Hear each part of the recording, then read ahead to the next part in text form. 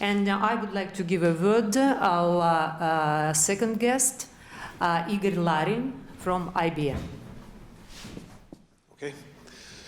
Good morning, colleagues. It is a big pleasure for me to be here today and to speak to such a very highly professional marketing audience. Oksana, thank you very much for inviting me.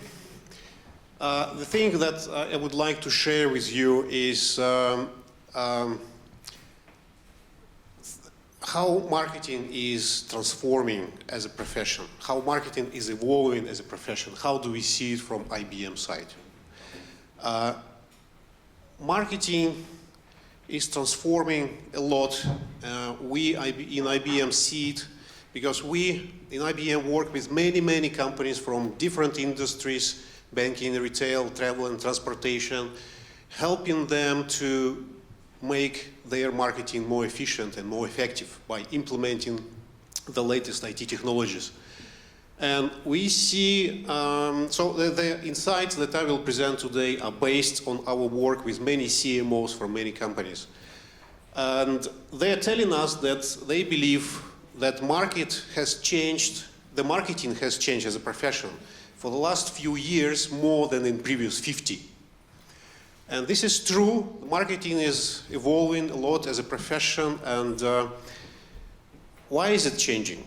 Why marketing is changing? Because of two reasons. First of all, because market is changing, right? Because our customer behavior is changing. The customers, as you know, become less loyal, more demanding. They switch from one brand to another with one click of a mouse. From the other side, the businesses expect from marketing much better return on investment. Every single dollar spent for marketing campaign needs to bring much more revenue in return.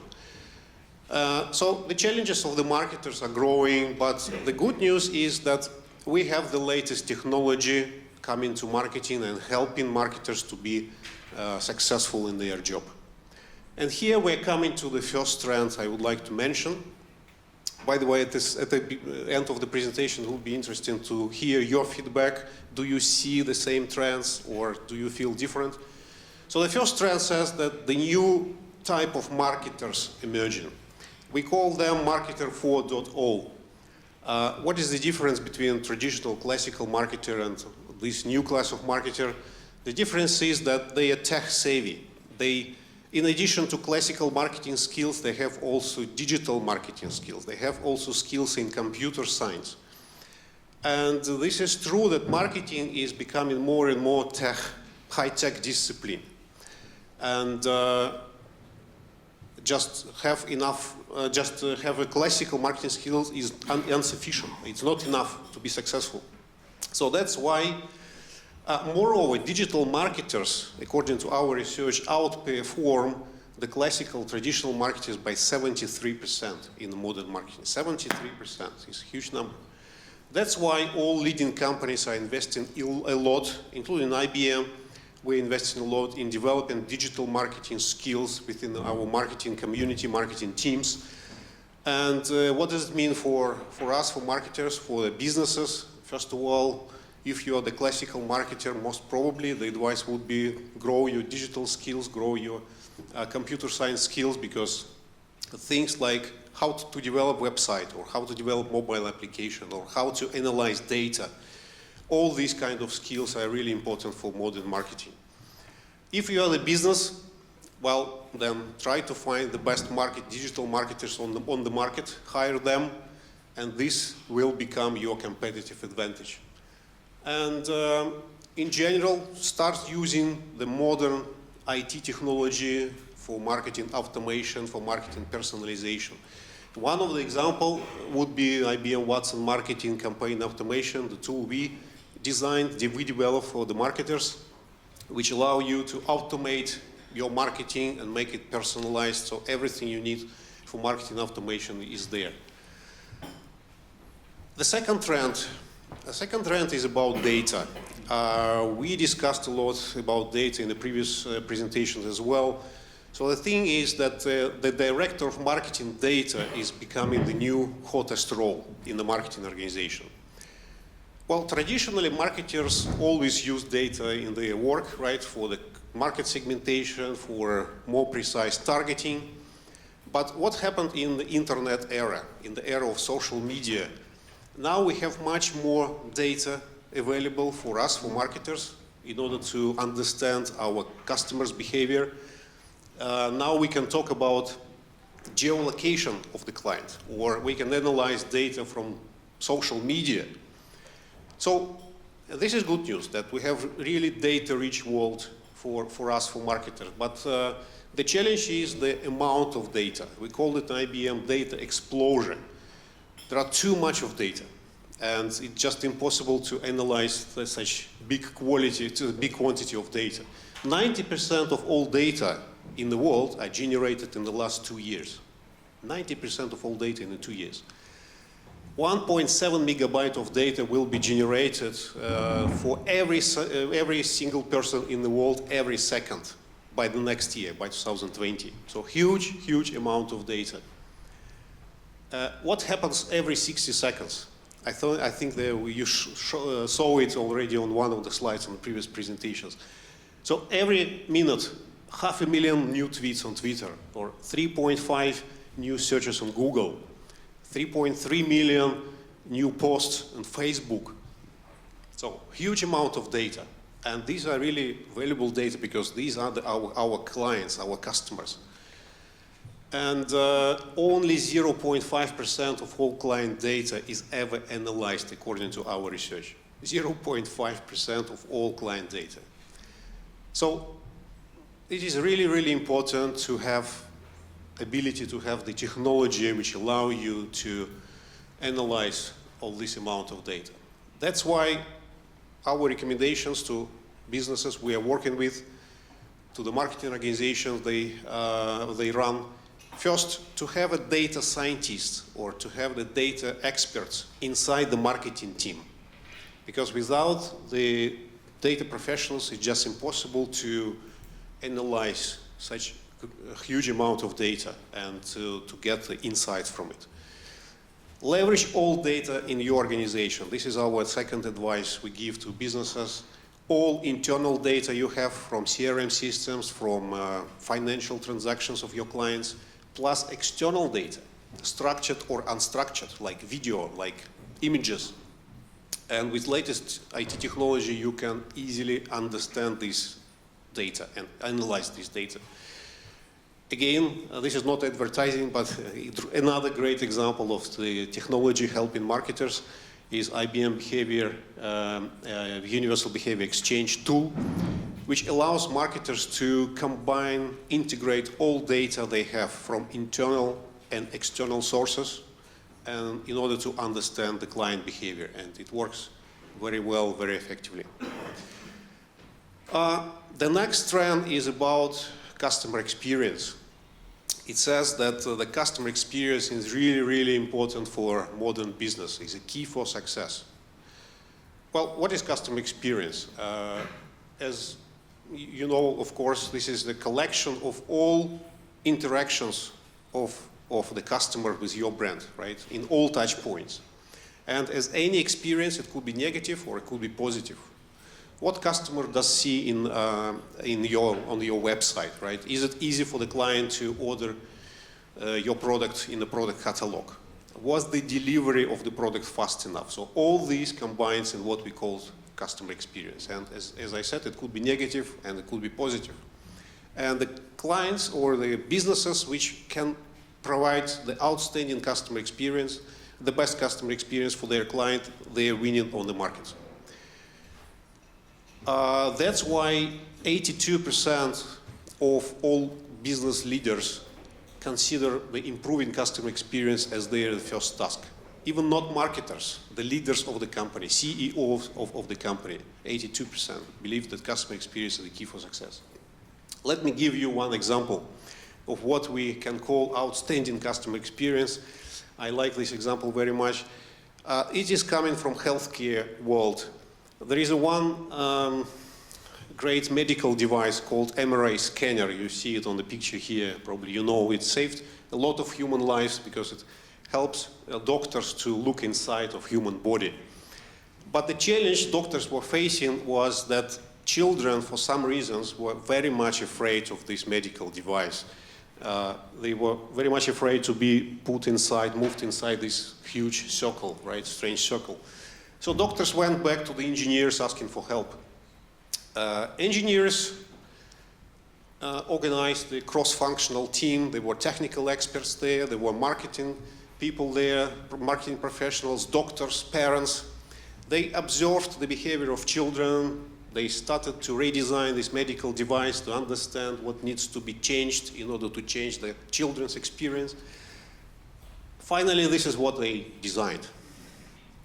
You see, now it doesn't look like medical device anymore, right? It looks like a toy, and the medical treatment looks like playing a game or, you know, exciting adventure.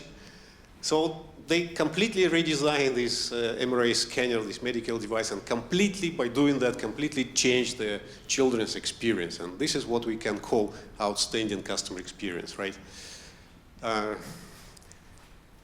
So what does it mean for us, for marketers? First of all, well, of course, we need to understand customer experience, yeah, right? Look at the customer experience at all touch points. And not only understand, but monitor it in real time. So, in real time to get the feedback from the clients in order to change your product, in order to change your marketing strategy. This is really, really, really important to be successful. And make your customer experience your competitive advantage. So it's easy to tell, well, monitor in real time. But how to do it? Again, the latest IT technology helping marketers to do it.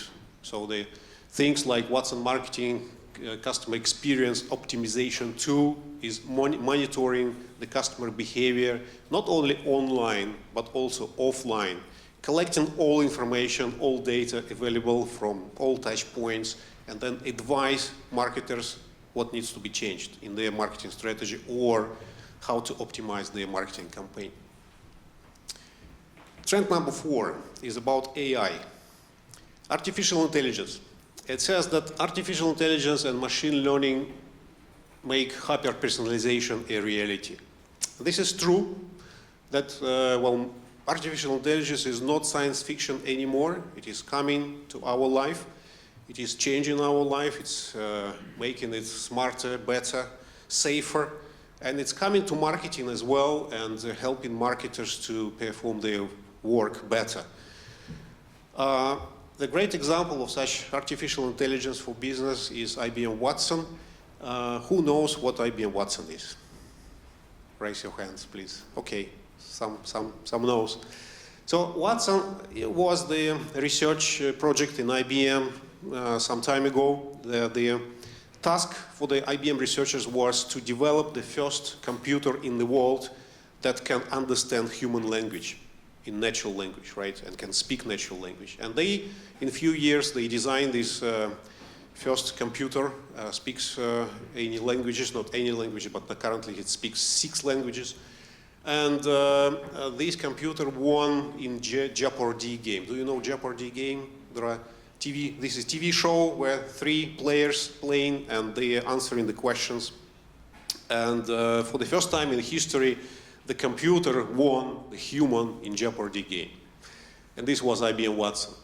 So since that time, IBM continues to advance this artificial intelligence technology, and we are leading the way in AI. We registered, for instance, 1,600 AI patents last year in 2018. So what IBM Watson can do right now? As I said, IBM Watson can speak several languages, including such difficult languages like Chinese, Japanese, speak and understand the meaning, right? Then Watson can read and understand 10 million words per second, and not only to understand the word, but understand the meaning of these words, like in several languages. Watson has emotional intelligence. So in addition to meaning, Watson can understand emotions. And Watson can recognize images, videos, so-called video recognition or image recognition, also great technology. So great thing, great technology to be used in business, including marketing. So let's see few examples how artificial intelligence is helping in marketing already now. What other different companies are doing. The first thing which you can easily do with artificial intelligence is chatbot, right? This is the easiest thing. You can develop the chatbot which will be able to speak to your client in your language and to answer the questions the client have. The particular example here is the company called Macy's, the retailer in the US, and they developed the mobile application called Macy's On Call. So using this application, the clients can ask questions in natural language, in English language, in Japanese, in Chinese, and get the answer about the products they sell or about the facilities they have, etc. So great technology, improving customer experience. The second example, I was talking about the image recognition, right? And usually marketers have a lot of images they use in marketing campaigns, image libraries, huge image libraries. So the challenge is how to find the right image for the campaign in few seconds or in a second, right? To make your marketing personalized. And here artificial intelligence is helping a lot because AI can understand the image. So if you need the image of lady riding bicycle in sunny weather, you can ask Watson, please find me this image, and Watson can do it for you, right? In half a second.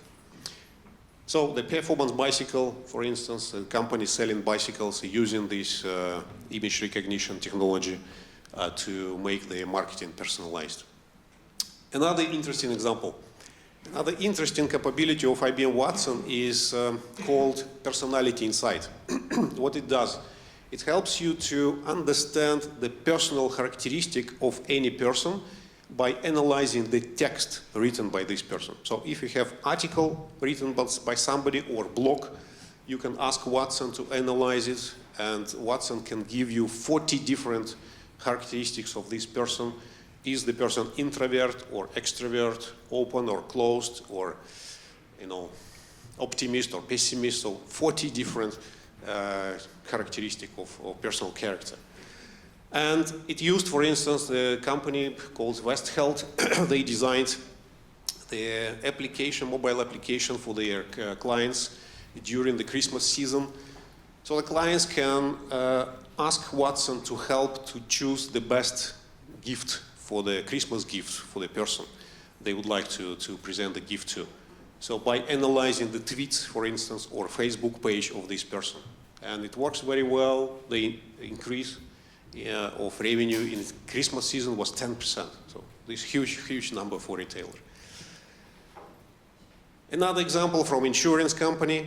So Czech insurance company used IBM Watson in order to improve the customer service, customer satisfaction. What they did, they asked Watson to analyze all incoming calls and all incoming emails. So Watson can do it very easily because Watson can understand the meaning of the words, right? Or meaning of the text. Then Watson clustered the key topics, right? The clients are talking about. So the management of this company had immediate picture where to concentrate on what are the complaints of the client currently in real time, and to act on them accordingly. Another example from banking area. Banks are using artificial intelligence a lot now in Russia as well. Famous story from Sberbank. They're using AI a lot. So this is a story from a bank in Italy. Their challenge was how to increase cross-sell, upsell revenue. And Watson is helping them to analyze the current customer set, right, all transactions, and to find what should be the next best offer for this particular client, again, in real-time world. So these are just few examples how Watson can help. So what are recommendations? First of all, make your marketing highly personalized by using artificial intelligence. As I said, this is not science fiction anymore, so you can use it. And use the latest tools from IBM, for instance, IBM Watson for that. Here there should be video. For some reason it's not visible here. The video should show the technology called Watson Marketing Assistant.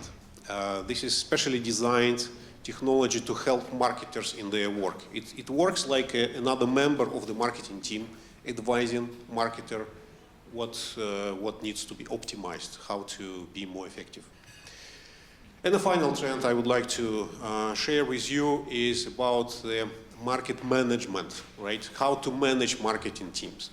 This is new innovative approach called Agile. For sure you heard a lot about Agile. Originally it was invented by the programmers, by application developers, and they used Agile methodology in order to be faster to the market and in order to be more client-centric, right, to understand the customers better. And now leading companies are applying this methodology in managing marketing organization. For instance, IBM is doing that a lot. What are the key principles of agile marketing? First of all work is done in so-called diamond teams. These are the cross-functional marketing teams with members from different professions like product marketing leader, from campaign manager, event specialist, social media specialist, data marketing specialist. They all work together as one team, so-called diamond team. Some of these resources are dedicated to this team, some of them share it, so the people participate in several projects. And this is a very effective way because everybody contributes their own view, their own value to this team. And the shared leadership principle helping them to make their work effective. So this is the first principle. The second is client centricity. This is key of agile methodology. The idea is to get the constant feedback from the client during your marketing strategy design, during the campaign design, to check everything with your clients before you go online. Or even if you're online with the marketing campaign, continue collecting the feedback and optimize your campaign accordingly. So this is the second principle of Agile. And the third one is to be data-driven. So everything you do on data, based on data, right? Data is the key for success.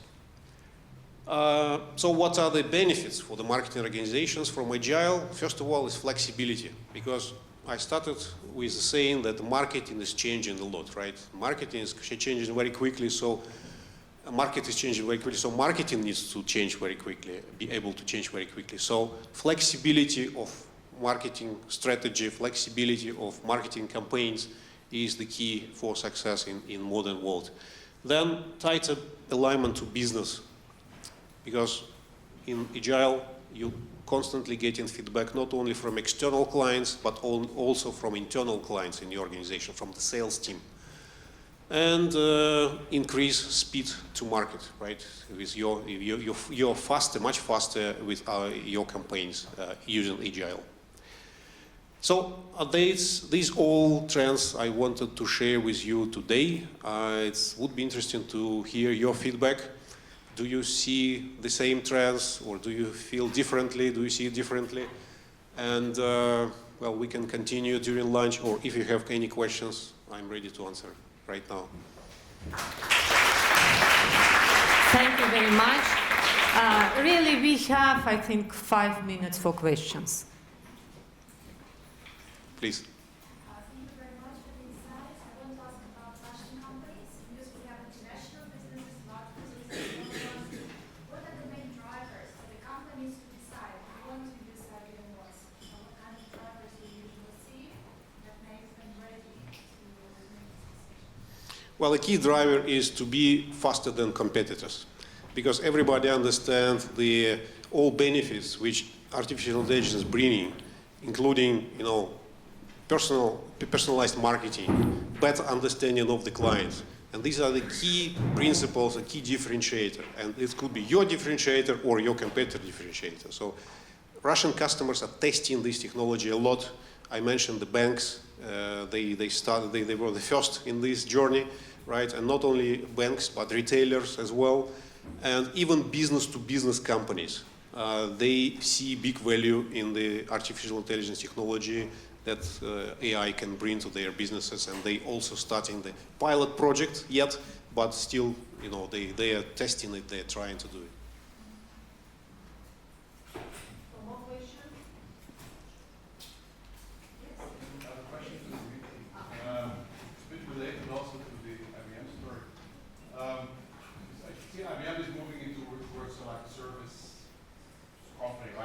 Yeah.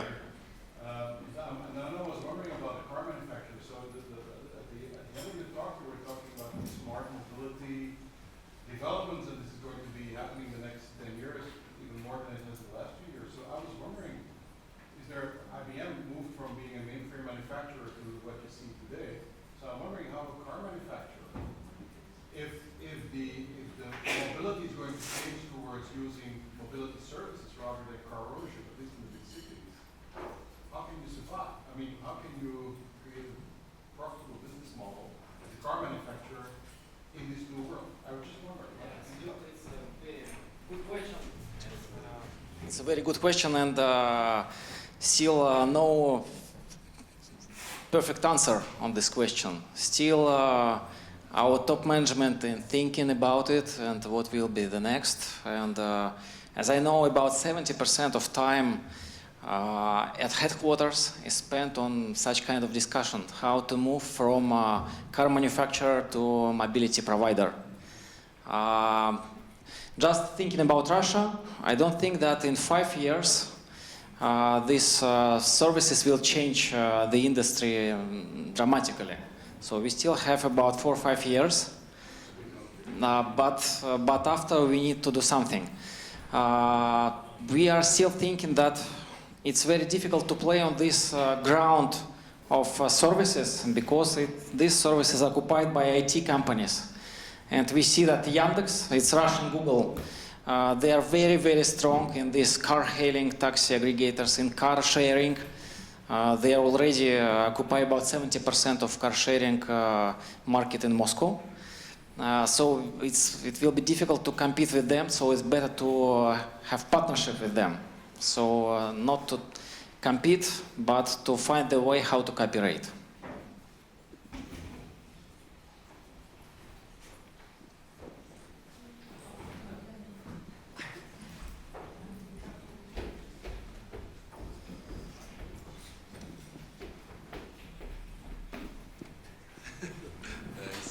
Hi. One short question about all the agile thing, basically, for lack of a better word. So, of course, you hear a lot about agile right now. I was wondering, are there any studies yet or any results yet on the, let's say, longer-term impact of agile process, of agile management? Because at first, it sounds a little bit like a quick and dirty approach, right? So it could backfire in the long run. I was just curious whether you have any insights into that, or whether there's like a long-term effect as well.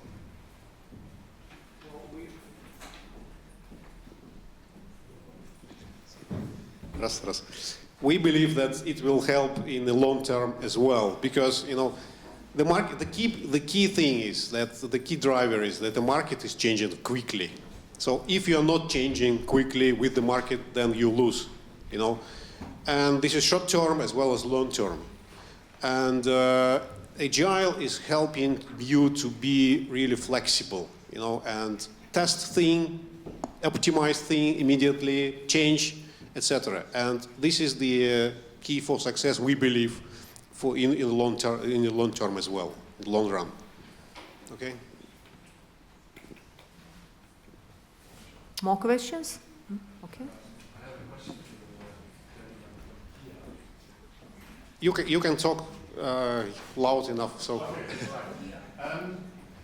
obviously you're doing a very good job with your performance here in Russia, and we all know Kia as a company from Korea, and I'm wondering the strategy that you're operating here with this sort of very localized adaptation of speaking to the Russian customers, as you nicely showed through your videos. To what extent is this guided by your headquarters in Korea, and to what extent you have freedom to make these decisions in Russia? Because Korean companies, the big companies, they're usually very tight on control. That's at least what I've read. Yes, yes. And I'm wondering, if you have freedom, or they just tell you do this. So in fact, yes, we have freedom because we have, in fact, our Korean coordinating directors who are here in Russia. So they are placed not in Korea. So we have like marketing director, Russian, and we have Korean marketing coordinating director. And same for sales, business development. So we can discuss, propose our own initiatives, and decisions are taken very quickly here locally. So that's why we have this freedom to use local ambassadors and create local advertising. Did this change when you started at the company, or is it something that was always No, the case? it was always from 2011 when I joined, and right now even changing even more, because we have right now a kind of new generation of Korean management, younger, who was studying at European or American universities, who are open-minded, and it's even better now. Sorry, just a small question. Obviously, that your success is based on something which is functional benefits, specifically connecting the Russian market. What do you expect in the future when other companies and competitors practically start to do the same or similar in the future? Do you expect that Kia will practically keep the position, or does practically will suffer because of the brand image if some prestige brands start with the same production? Good question. Yes, we see that competition becoming tougher and tougher, and some competitors, they are focusing only on one or two segments. We are present in all segments, and we need to compete in each and every segment. And of course, we think that it will be difficult. But we have Korean word pali-pali. Pali-pali means fast, or quick. So we are trying to react very quickly and to defend our positions. It will be not easy, and brand power is still the challenge. So we need to continuously increase our brand power, because yes, if some other competitors will decide to attack, it will be not so easy.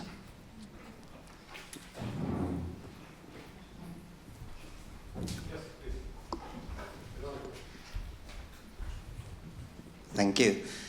I think from our side, I just want to say that in South Africa, where I come from, there are two things that really brought the Korean brands in terms of vehicles very strongly into the market in the last 10 years. The one was reliability, and the other one was what the last presenter spoke about, customer experience.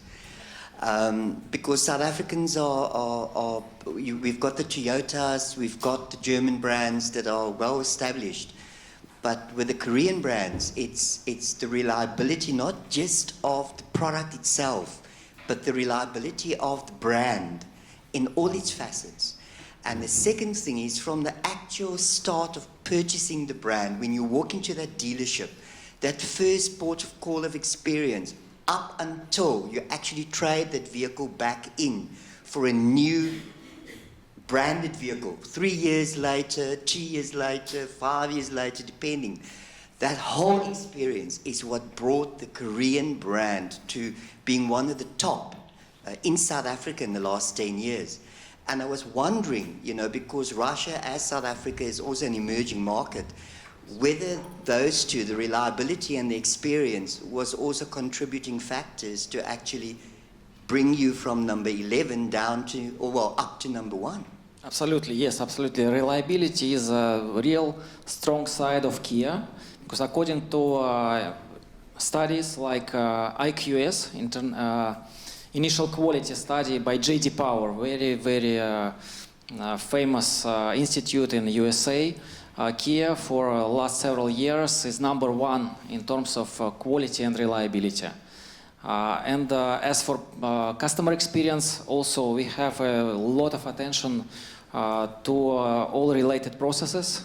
And at headquarters we have even customer experience subdivision. So it's several years ago created subdivision which is fully dedicated to customer experience, and this subdivision includes marketing experts, after-sales experts, dealer development experts, in order to have like eagle view on the customer experience.